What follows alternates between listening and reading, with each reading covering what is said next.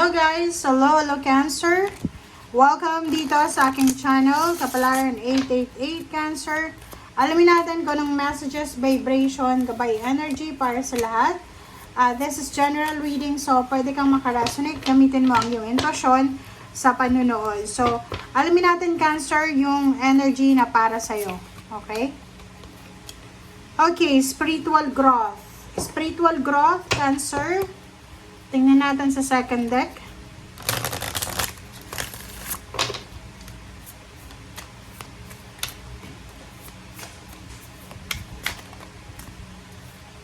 Okay, passion. Spiritual growth and passion. Okay, so spiritual growth, this is all about your emotion, spiritual, or kung ano talaga yung prinsipyo mo sa buhay. So, sinasabi ng baraha sa'yo dito, Cancer, na kailangan mong mag-focus sa spiritual. Maybe wala ka ng oras para sa sarili mo and then sa pinaniniwalaan mo, sa spiritual na belief mo. Or maybe wala ka ng oras para sa sarili mo and para sa mga hobbies mo or sa passion mo, sa kagustuhan mo. Okay. So, dito sinasabi ng baraha na to na gawin mo daw, Cancer, ang bagay or sitwasyon, action na alam mo na magbibigay sa'yo ng excitement. So, parang sinasabi na gawin mo kung ano yung alam mo na makakabuti sa'yo or magdadala sa'yo ng kaligayahan. Okay? Dito naman sinasabi ng baraha na get fired up about your life. So, sinasabi na be excited. Maging excited ka daw, Cancer. Sorry kung may nababanggit akong zodiac sign na. Maging, kumbaga, excited ka, maging fiery ka, maging tawag dito, yung excited ba, confident ka, sa kung ano yung gusto mong mangyari sa buhay mo. Okay?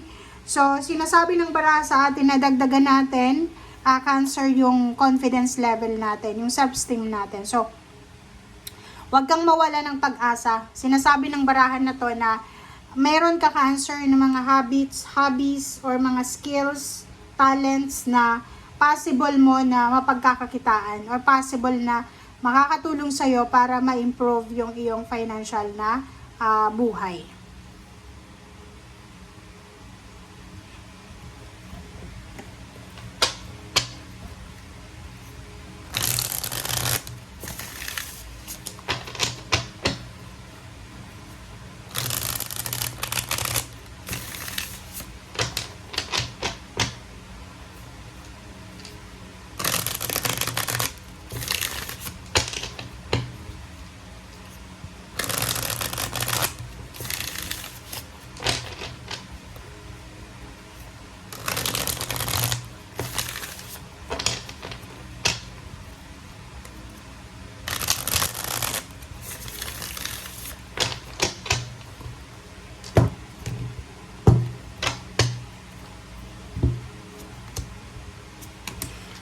Okay, first two cards natin is the World card and Six of Cups. So, nakikita ko sa'yo dito, meron ka, Cancer, na kumbaga naaalala or inaalala na mga past happenings or situations sa buhay mo na pwedeng ito ay tungkol sa victory and success na nangyari sa'yo sa nakaraan. So, siguro habang nanonood ka sa ngayon, bago ka nanood sa aking channel, sa aking video, parang nagre-reminisce ka siguro. Inaalala mo yung mga nangyari sa nakaraan. Siguro iniisip mo kung anong nangyari sa nakaraan, ano bang blessings ang natanggap mo sa past or kung ano pa man. So, nakikita ko sir dito na siguro naaalala mo kung ano yung nangyaring maganda, kasama yung pamilya, o yung mga bagay-bagay na sobrang fulfilling, 'di ba? So, nakikita ko sa'yo dito na masyado kang nakafocus sa past mo. But ang maganda dito, focus ka sa positive lang. 'Di ba? Yung parang inaalala mo yung masasayang oras, yung masasayang panahon, yung mga blessings or biyaya na nakaraan na. Okay, next two cards natin ay Knight of Cups Okay, Knight of Cups and Page of Swords. Knight of Cups and Page of Swords. So, dito sa Knight of Cups, sinasabi ng baraha sa'yo dito na in the near future, if you are single, or even in a relationship ka, may possible na mag-offer sa'yo ng relationship. Like, may magkakagusto sa'yo na hindi mo inaasahan, or posibleng may mag-offer ng friendship or partnership. Okay, sabi na Brad, so sinasabi ng baraha sa'yo na if you are married, if you are in a committed relationship, kailangan mong proteksyonan, diba? Proteksyonan mo kung ano yung meron ka. Proteksyonan mo yung emotion mo, yung feelings mo, yung commitment mo, or yung relationship mo.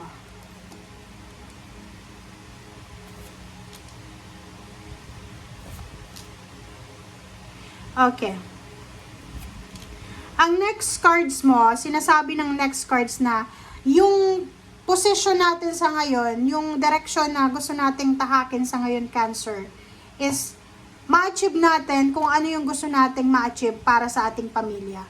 So, parang ang focus mo dito, Cancer, is gagawin mo ang lahat, diba? Gagawin mo ang lahat, magsasacrifice ka, gagawin mo talagang lahat para maibigay sa pamilya mo ang stability and balance. Maybe, you're wishing for a wedding, diba? Yung kasal na maganda, maybe renovation ng bahay, maybe magpatayo ng bahay, magkaroon ng business, or magkaroon ng, kumbaga, bonggang celebration. So, dito, sinasabi ng baraha sa'yo na yung Knight of Pentacles, this one is your wishes and dreams, lalo na sa pera.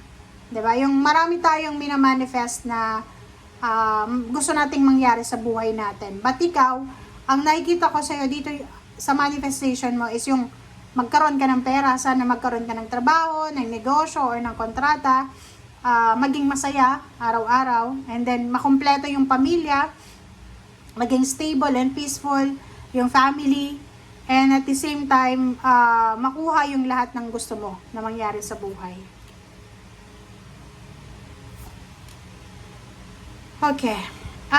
Dito sa next cards, kung makikita mo dito, meron ditong Cancer na pagod na siya sa obligations, duties, and responsibilities niya. Diba? Yung parang feeling hopeless, helpless, feeling lonely, feeling alone. And dito sinasabi ng baraha sa'yo na pwedeng meron sa inyo na hindi makatulog sa gabi dahil sa sobrang pagod sa trabaho. Diba? Yung pagod na pagod tayo minsan sa sakit ng katawan na hindi tayo makatulog.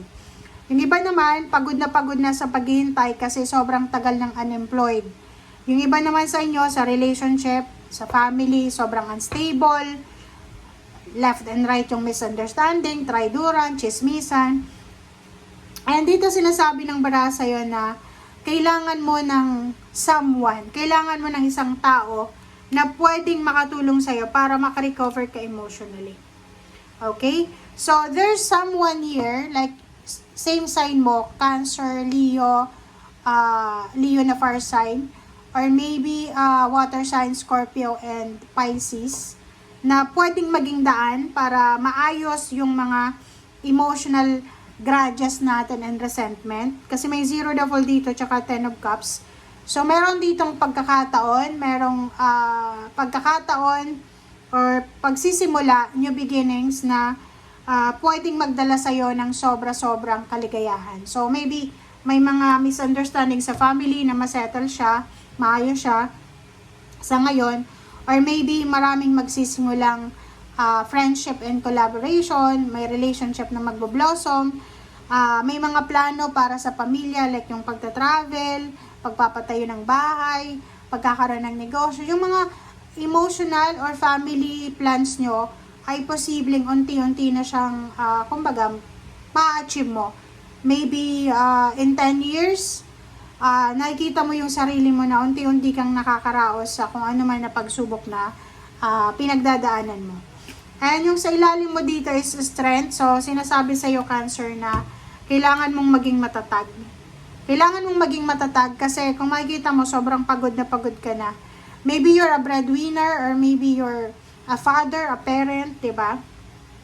Na pagod ka na para sa pamilya. para sa tataguyod sa pamilya. Okay? So, thank you guys for watching and see you again. Bye!